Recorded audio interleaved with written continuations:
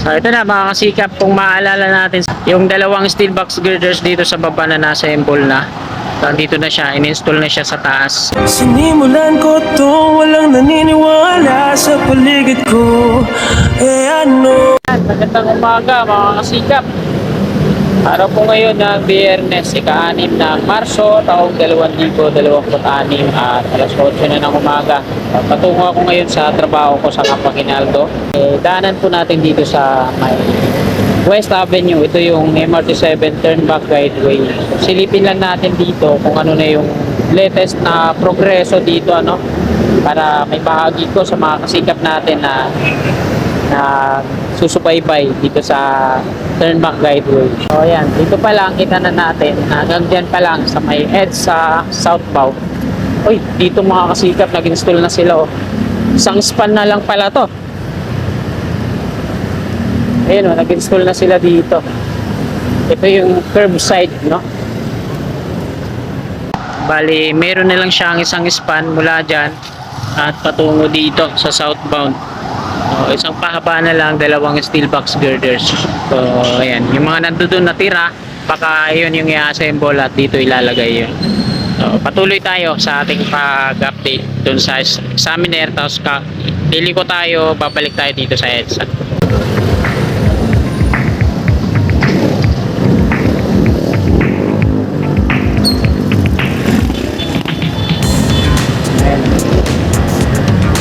Wala na yung dalawang mahaba dito. Pero marami pa dito mga kababayan, no?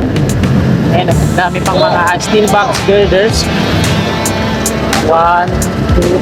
So, sakto na siguro ito, no? Para dun sa isang span na natitira. Ayan, ano pa siya? Putol-putol. Hindi pa siya na-assemble. So, tansyado na nila yan mga kababayan. Bilang na yan.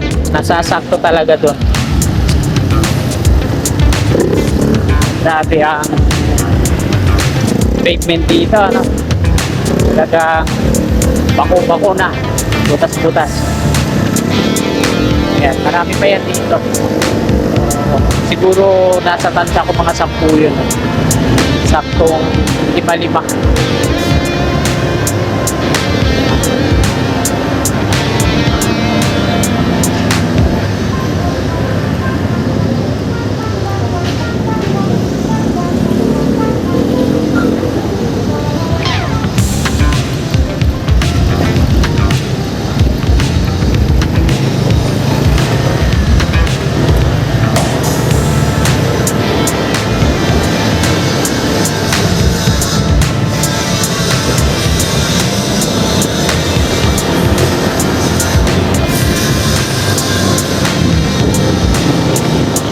Bulacan Street.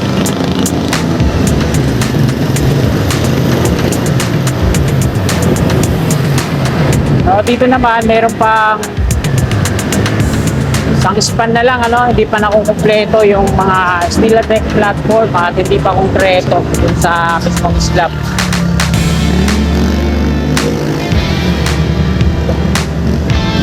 Pero dito okay na, no? At meron na rin mga parapet wall yan kasi nandito pa nga yung iba sa baba, nakasalansan yung mga parapet wall. Pine-check nila yung ilalim baka sa pag-ano yan, installan ng mga downspout drain pipe. Ito mga kasikap po, yung mga parapet wall, mga precast.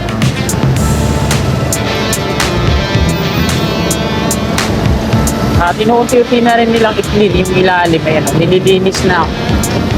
Bali yung mga columns na lang, nilagyan nila ng paikot na bakod. So ayun na lang yung nalalabi. At andito din yung ibang mga precast na parapet wall. Ayan, ang dami yan. At dito yung install yan sa taas. Sasaklob na lang nila yan.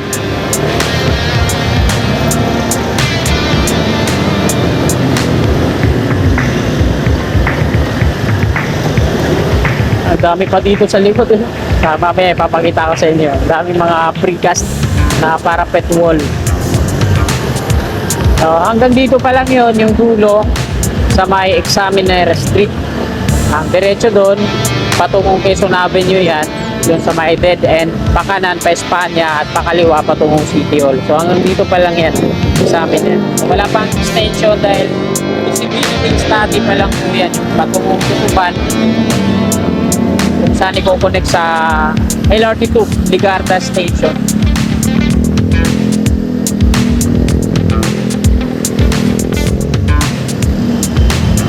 Ayan o, nandito yung mga ibang precast na parapet wall. Dami yan. Meron pa dito, ayun. Nilalatag yan. Ito, mas marami dito, mga precast. Mga engineers.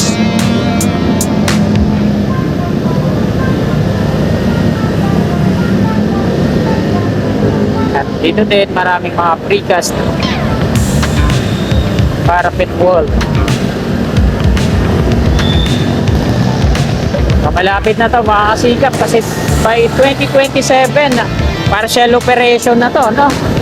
At ano na nga sila dun eh, sa ibang bahagi ng MRT7 na ano na sila, test run kung saan sinusubukan na yung mga trend nila paganahin kung fit na ba or pwede na ba sa 2027. So partial operation pa lang naman yun, 2027. Hindi pa yun yung kabuuan na operational. Mga ilang stasyon pa lang, ilang bahagi ng stasyon pa lang yung ano niya, gagana. So bigla na lang siyang kakanan, hindi naman lang siya signal light. Eh kung binunggugo siya sa likod, ako pa yung may mali. Buti na lang, mabagal lang yung takbo natin.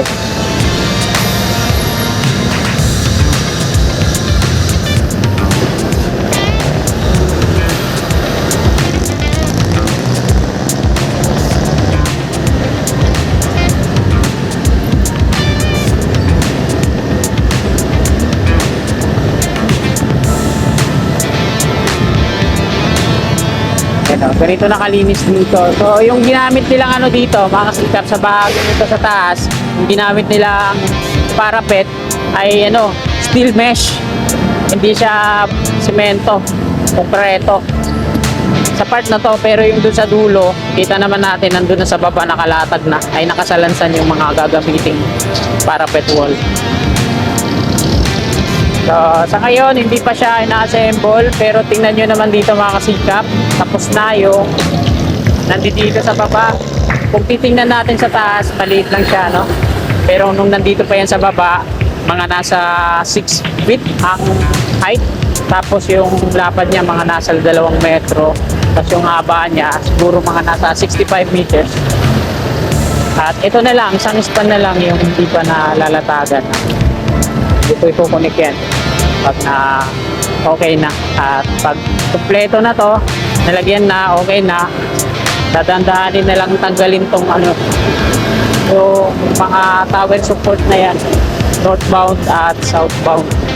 Unified Grand Central Common Station, sa ilalim tayo.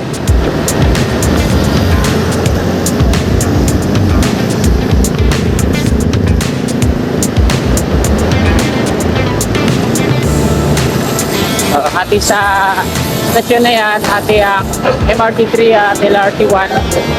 Tapos ilang metro lang yung layo. Andun yung North Avenue naman ang MRT3 station. So dalawa na. So yung pagkikita natin dyan sa gilid, sa likod, sa may gilid na landmark, ayan yung turn back guideway ng LRT1. At ayan mga kasikap, hanggang dito na lang itong video na to. Magandang umaga po sa lahat. God bless. Tulad ko lahat ng mga